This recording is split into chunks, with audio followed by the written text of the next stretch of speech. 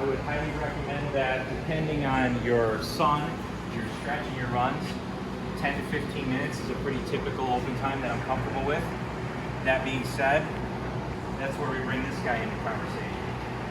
So we make a retarder for the stain specifically that I can probably open it up to about 30 to 40 minutes. There's really not a limit on how much you use of this, so much as the more you use, the more it can start lightening the color up. So we have a recommendation of no more than 18 ounces per gallon if you don't want it to change the color.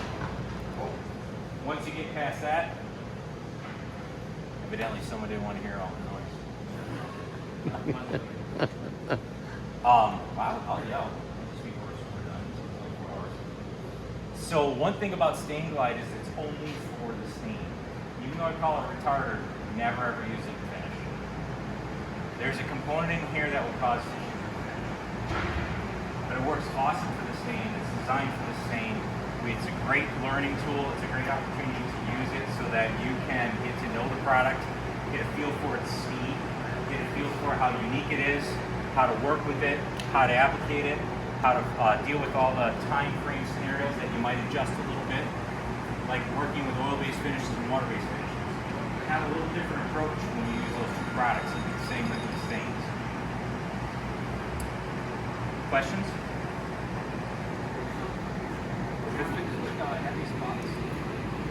Perfect question. So what I see that guys will have a corner, they'll have a lap line that they didn't wipe really well.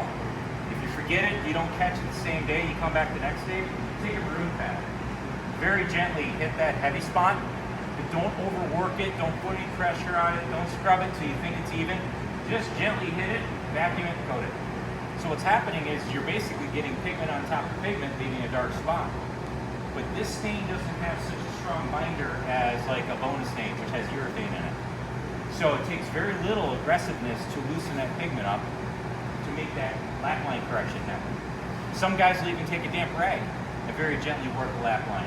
I like a dry system because then you don't overdo it. You don't take a risk of going too much and now you have a light spot because you can go both directions with it.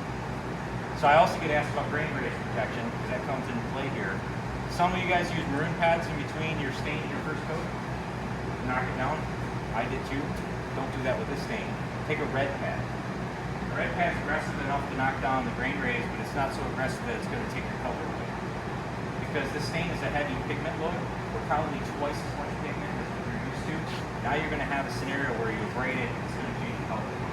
Say if you want it too hard, you got too much stain. You can touch that up. Sure. Right over yeah, in the process of doing it, if you got an edge or mark, if you got something you got to deal with, wet sand it out, rub some stain in it, rewipe it, your repairs and process are the same. I'm surprised you guys didn't ask me about sanding procedure. I get that a lot. Treat it the same way. If you scratch it right across the floor, everything is going to be the same.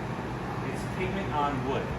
So if you've got a gouge like that, if someone drugged their toe, drugged the buffer, or something happened, you're going to have to scrape it, hand sand it, re-water pop it, whatever that case be.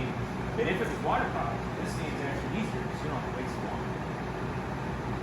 Because all you got to do is get most of that moisture out of that wood, probably 60 to 75%, you can start staining. It's not going to hurt it. Just like I direct all those swim spots on there. So when I water pop, I'm staining probably within 20 to 30 minutes.